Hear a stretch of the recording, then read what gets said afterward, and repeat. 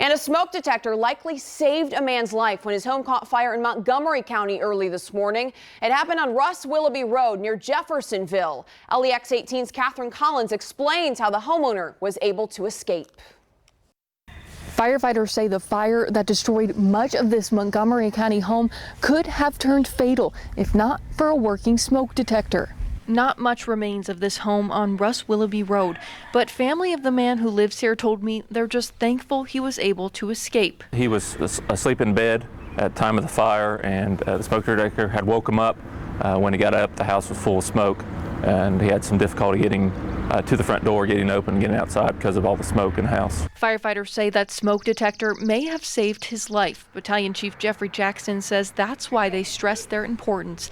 They even pass out free smoke detectors to those who can afford them. Modern day fires, they burn very quickly, so every few seconds you have to be alerted of the fire and be able to get yourself out, get your family out.